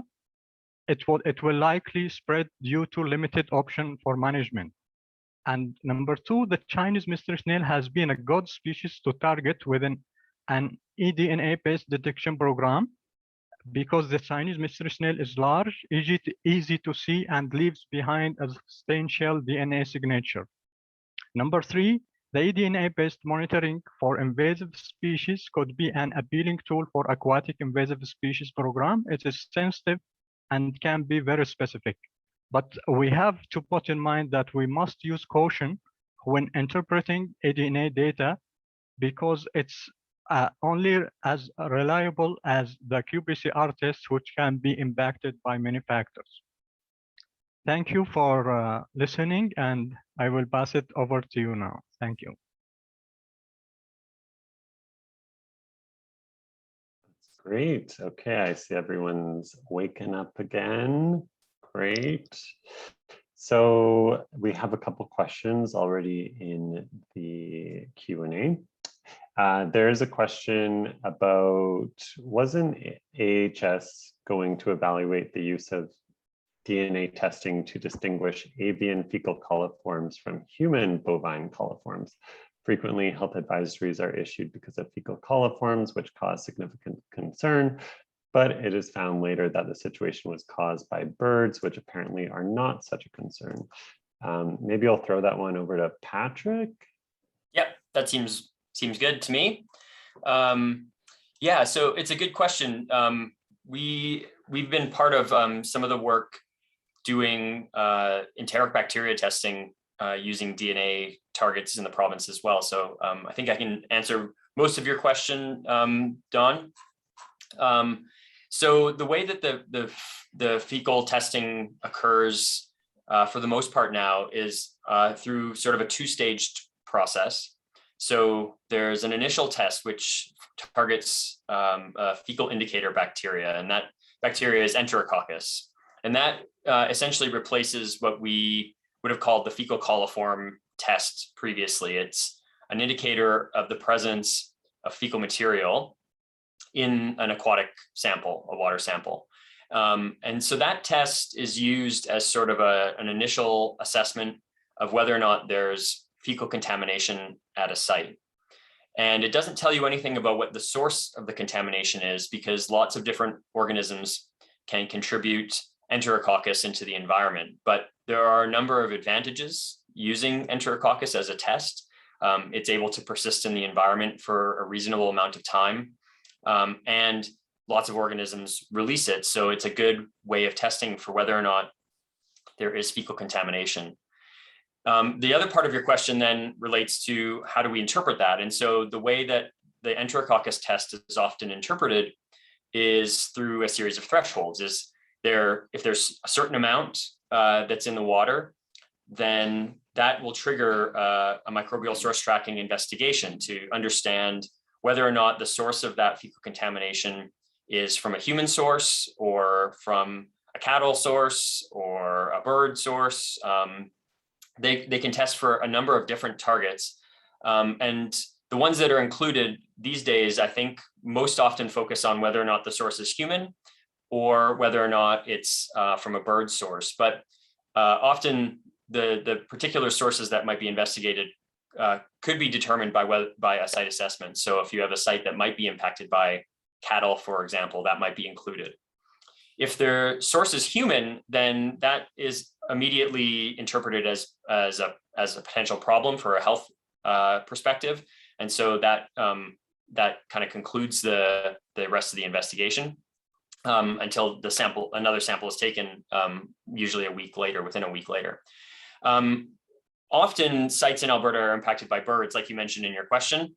And so there's a second threshold. And so if we're between the first and second threshold and the site is impacted by birds, for example, then it may not be flagged. But if it exceeds the second threshold, that second threshold is high enough that it doesn't really matter what the source of the fecal contamination is. It's enough just general fecal contamination at the site that it's problematic, and that then means that the site would be posted. So it's a sort of a complex series of investigations that has to happen for us to understand. But one of the big advantages is that we can provide some context for the fecal contamination, which we can't do using some of the older traditional sort of culture-based fecal coliform-based tests. So like Abdullah mentioned in his talk, there's been a huge amount of effort and work put into validating those enteric bacteria tests. A lot of it from the US Environmental Protection Agency, for example, where they've done a lot of work to identify target genes that allow us to identify fecal contamination from specific species, like humans or gulls. And those are the tests that are being used now, the ones that are very well validated. So it's not at this point really about using experimental tests or anything like that. It's about applying those tests and providing some sort of threshold-based system for us to interpret risk. Hopefully that answers your question. Thanks, Patrick. There's a question here for Dr. Richardson, which says that Lauren has done some work with metal components in oil sands process affected water, and they were constantly battling the instability of oil sands process affected water, noting that minor environmental changes, temperature, pH, could drastically alter the speciation of certain components of that water. How do you characterize such a dynamic medium when assessing microbial populations? Well, thanks for that question. So there's kind of the way that I've addressed this personally in my own research so far is that the previous research I've done on the topic of microbial communities in oil sands has been focused on the protist communities, which are generally slightly more removed from the kind of the toxicology of the oil sands process water itself, because the populations of the various different heterotrophic protist groups you see are much more closely related to the biotic factors of other organisms present in the lake rather than the toxicology. For this project going forward that we're working on, where we're working with bacteria, algae, and protists, obviously the toxicology is going to be a much larger part of this project. And we're actually, so the project that we're currently working on is in collaboration with a lot of different researchers, and there are some people who are researching more like continual monitoring methods. So they've got like newly designed types of probes that are able to monitor in real time the various different locations that we're also getting samples from. And all of this data is communally available to anyone who's involved in the project. So for any given sample that I obtain from this pit lake, I'm able to access all of the various different types of data that is collected continuously. So we're not as reliant on monitoring or bringing samples from the water and then testing it later. It's actually tested on site immediately. So we get a much better idea of the sorts of components that are present in that environment at the exact time that a sample was taken. I hope that answers your question. Great, thank you. I have a kind of simple question maybe for Brooke, but what does the relocation of the mergansers actually look like? How are they actually captured and moved? Yeah, that's a good question. So there's two phases. There's one where they have permits to go out and kill the mergansers, and so they do that. And then the other is they trap them and move them to a different lake. So basically just moving the problem elsewhere. So yeah, they just take the hen and the chicks, I think, because if the chicks don't imprint at that site, they'll go back to the site that they were moved to when they come back. So And was that like a difficult public piece to? The merganser is very much hated in Michigan. It's loathed. So I think, yeah, they were okay with it. But it turns out it was not very effective. So, yeah. Oh, that's funny because it's so nice to see a merganser on an Alberta lake. I agree. I love to see them. And I do have a question for Dr. Gharamah. What is the vector of transport for the Chinese mystery snail? I imagine McGregor Lake or reservoir has like recreational boating. Is that the main way that we would spread this throughout Alberta? Normally, it's difficult. It's difficult to control an aquatic species because it's difficult to control their movement between different areas because we have now the modern transportation means and the people also, if they come around the lake and using this Chinese mystery snail for food consumption. So maybe there is a number of factors here can help in the spread of this snail. So it can come with people from the communities around the lake, or now, as I said, it's difficult to control the movement of any aquatic species. When they arrive to a new environment, they will spread and they will become invasive. There's another question here for you about, do you feel the Chinese mystery snail could become a greater problem like the zebra mussels? Oh, so as I said before, the Chinese mystery snail, the most important thing that is can transmit parasites and diseases, and the spread of this snail can help to spread diseases as found in Korea. It's intestinal flukes, which can affect the humans. So yes, it will be a problem in addition to other problem to the ecosystem. I think just to add to that too, Abdullah, is right now, I think because we haven't found invasive mussels in Alberta, the mystery snail is probably, it's probably environmentally a problem, although from a big picture perspective, keeping the mussels out of Alberta, I think, is still an important priority, because if they were to establish here, I think that they would be a larger problem than the mystery snails. The mystery snails, like Abdullah mentioned in his talk, they can cause problems for agricultural infrastructure because they're quite large, and so they can block pipes and things like that. But they're probably not going to cause as big of a problem sort of infrastructurally as the invasive mussels like zebra mussels or quagga mussels, and they probably will have a little bit of a difficulty spreading quite as quickly. So like Abdullah showed, they're kind of contained right now within McGregor Lake, although there are mechanical ways that they can be moved around. But the invasive mussels are quite unique compared to Albertan native bivalves in that they have this pelagic larval stage that can help them transmit and move around a lot easier than some of the other invasive species we'd be worried about. So that, I think they're both problematic, but maybe we're lucky we don't have invasive mussels right now. So.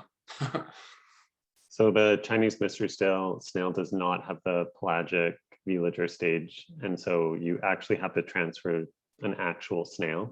Yeah, they have a very different life cycle than the native snails we have in Alberta. So the female snail gives birth to quite advanced young, and then the young actually live up in the shell, in her shell, for a little while until they emerge, and they live quite deep in the mud. So at McGregor, for example, they were probably there for a few years before we actually identified that they were present, when there was a large die-off and a whole bunch of shells came up onto the shore.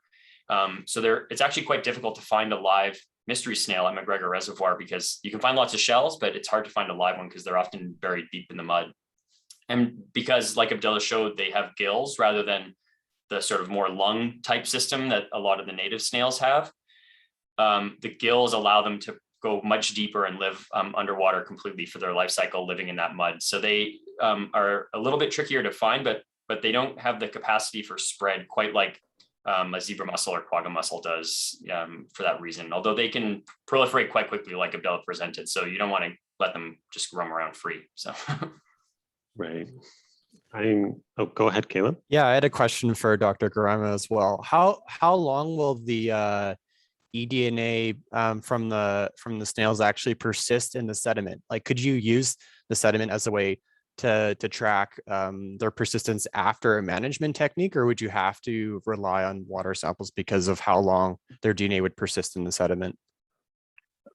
So for these snails, as we said, they are living deep in the sediments, and it's more appropriate to use these sediments, and it can persist for a long time. So and we can use them to track the snail.